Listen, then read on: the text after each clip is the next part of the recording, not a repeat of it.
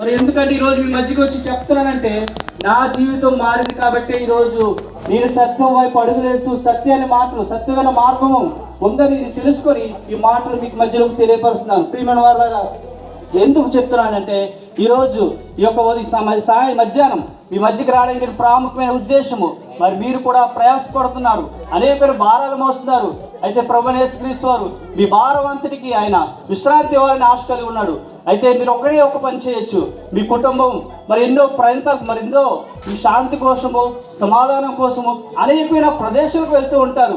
ఎందుకు అంటే మీరు కష్టపడింది మరి ఫలభరితంగా ఉండాలి, ఇంకా ఆశీర్వదింపబడాలి అని మీరు అన్నీ చేస్తూ ఉంటారు. ప్రియమైన వాళ్ళరా, ఇవన్నీ కూడా లోకంలో ఉన్న వాటి కోసమే మీరు మరి ఆశ కోసమే ఉంటారు. అయితే మీరు చనిపోతే ఎక్కడికి వెళ్తారని ఒక నిర్ణయం తీసుకుని ఈ యొక్క మధ్యాహ్నం అయితే ప్రియమైన వాళ్ళరా, మరి మేము చెప్తున్న విషయాలు కొన్ని విషయాలు మీరు ప్రాముఖ్యంగా మీరు కూడా పరలోకానికి వారసులు అవుతారు. అయితే మీరు మీ పాపము మరి ఏంటి, మరి భారం అనేది ఏంటి? మరి భారంలో లోకమైన భారం కాదు. మరి ప్రభువైన యేసుక్రీస్తు వారు ఈ భూమిపైకి వచ్చిన ప్రాముఖ్యమైన ఉద్దేశం అంటే మనుష్యుడు పాపం చేసి వారు విశ్వాసులుగా జీవిస్తున్నారు, వారి పాప భారాన్ని అంతా కూడా తొలగించాలని ప్రభువైన యేసుక్రీస్తు వారు ఈ భూమిపైకి వచ్చాడండి. అందును బట్టే ఈరోజు మీ మధ్యకు వచ్చి ఈ సత్యమైన సువార్తను తెలియపరుస్తున్నాం. అయితే మీరు ఆలోచించండి ప్రియమైన వారులారా, ఈరోజు మరి మీ మధ్యకి రావడానికి నా ప్రాముఖ్యమైన ఉద్దేశం ఏంటంటే మరి మీరు కూడా ఒక్కొక్కప్పుడు మీ స్థితిలో మీరు తెలియకుండా మీరు అనేకమైన భారాలతో మీ జీవితాన్ని కొనసాగిస్తున్నారేమో, ఎక్కడ కూడా శాంతి లేకను సమాధానం లేకుండా మరి ఎవరు చెప్పుకోలేని బాధలతో మరి ఎంతో బలహీనంగా ఉన్నారేమో. అయితే ప్రియమైన వాళ్ళారా, ప్రభువైన యేసుక్రీస్తు వారు మీ మధ్యకి రావాలని ఆశ కలిగి ఉన్నాడు. అయితే మీ హృదయంలో మీరు చోటిస్తే మరి ఆయన వస్తాడు, మీ జీవితం మారుతుంది. అయితే మార్పు అనేది ఎక్కడ జరుగుతుందంటే శారీరకంగా కాదు, కానీ మన మనస్సుకు మార్పు కలుగుతుంది. అందుని బట్టే ఈరోజు నా జీవితం ఒకప్పుడు పాపంతో మరి వ్యసనాలకును నరకానికి పాత్రను నేనైతే ఎన్నో విషయాల్లో పడిపోయాను. నా జీవితం చనిపోదామని ఒక నిర్ణయానికి కూడా వచ్చాను. అయితే నా జీవితం మారింది. ఈరోజు మీ మధ్యకు వచ్చి మరి ఈ మాటలు చెప్తున్నానంటే మరి చనిపోవడానికి నా ఒక నిర్ణయం తీసుకున్నాను. అయితే ఈ మాటలు ఇలాగే మరి మీ వీధిలో ఎలాగైతే వచ్చాయో నా జీవితంలో కూడా వచ్చాయి. అందుని బట్టే ఈరోజు ఆ మాటలు బట్టే ఈరోజు నా జీవితం మారింది.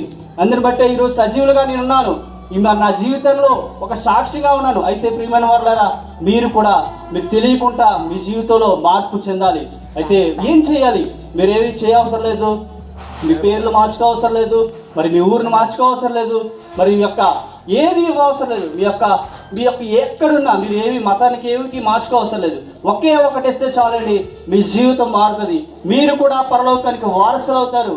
అయితే మీరు ఒకే ఒకటి చేస్తే చాలు, ఒకే ఒక మాట అంటే చాలు, ఈరోజు మీ జీవితంలో మార్పు చెందుతారు. మీరు చనిపోతే ఒక నిశ్చయంతో మీరు ఒక దగ్గరికి వెళ్తారని ఒక నిశ్చయంతో మీరు మరి వెళ్తారు. అయితే మరి నేను చెప్తున్న విషయాలు చాలా ప్రాముఖ్యమైన విషయాలు. మీరు అనుకోవచ్చు ఇదేదో సరదాగా చెప్తున్నారులే, వింటున్నాం వెళ్ళిపోతున్నారులే, ఇది చెప్పి వెళ్ళిపోతారు అనుకుంటున్నారు. కానీ ప్రియమైన వాళ్ళారా, ఒక దినం ఉంది, ఆ దినం తర్వాత మీకు తెలుస్తుంది.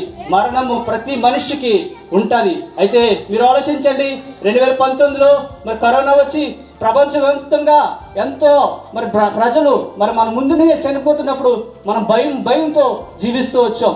మరి కుటుంబాలు మరి చనిపోయినప్పుడు మరి వారి సమాధి కార్యక్రమాలు కూడా చేయలేని పరిస్థితుల్లోకి వెళ్ళిపోయారు. మరి మానవుడిగా చూడండి, ఏ భేదం లేదు, అందరూ పాపం చేసి దేవుడు అనుగ్రహించి మయం పొందుకోలేకపోతున్నారు. ఎందుకంటే ఒక చనిపోయిన వ్యక్తిని మరి భూశాపను కూడా వెళ్ళలేని పరిస్థితి అయిపోయింది. అయితే ప్రియమైన వాళ్ళారా, ఈ లోకం శాశ్వతమైనది కాదు. మీరు చనిపోతే మీరు ఎక్కడికి వెళ్తారు? ఈ యొక్క మధ్యాహ్న కలశంలో ఈ ప్రశ్నతో మేము వెళ్ళిపోతున్నాం కాదు. ఈ ప్రశ్నకి మీరు ఆన్సర్ తెలుసుకోండి, మీ జీవితాలు మారుతాయి. మీరు కూడా ప్రభువైన యేసుక్రీస్తు వారిని అంగీకరిస్తే మీరు చనిపోతే, ఇప్పుడు నేను చనిపోతే పరలోకానికి వెళ్తానని ఒక నిశ్చయంతో ఈ భూమి మీద జీవించండి. అదే శాంతిని సమాధానం ఇచ్చే దేవుడు. ఆ దేవుడి కోసమే మేము తెలియపరచడానికి వచ్చాం. మీరు ఆలోచించండి, మీరు చేతుల ద్వారా చేసిన పాపాలకి ఆయన చేతులకు ముళ్ళ కిరీటాలు కొట్టబడుతూ వచ్చాయి.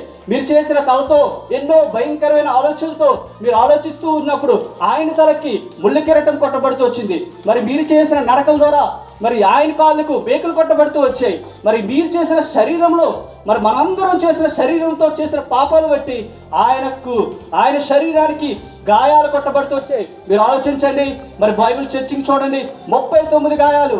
ఎవ్వరు కూడా ఈ బైబిల్లో ఎవ్వరు కూడా అన్ని గాయాలు తినలేదు.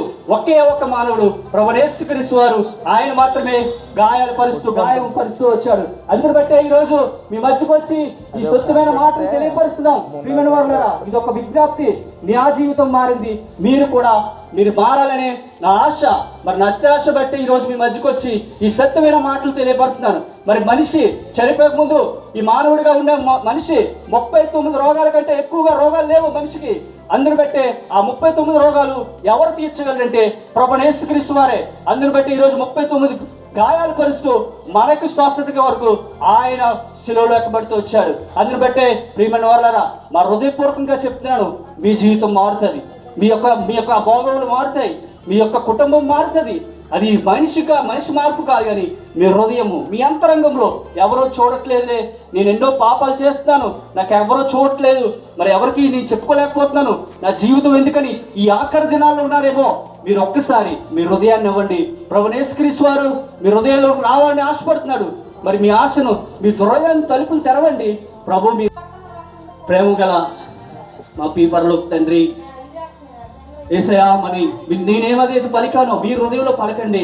ఈరోజు ప్రభు మీ ఇంటిలోకి రావాలని, మీ హృదయమైన ద్వారాల్లోకి రావాలని ఆశ కలిగి ఉన్నాడు. ఒకే ఒక్క మాట అండి, యేసయ్యా నేను పాపిని, ఒకప్పుడు నా జీవితం పాపంలో ఉన్నది, మరి సత్యం వైపు నేను అడుగు వేయాలని ఆశ కలిగి ఉన్నాను.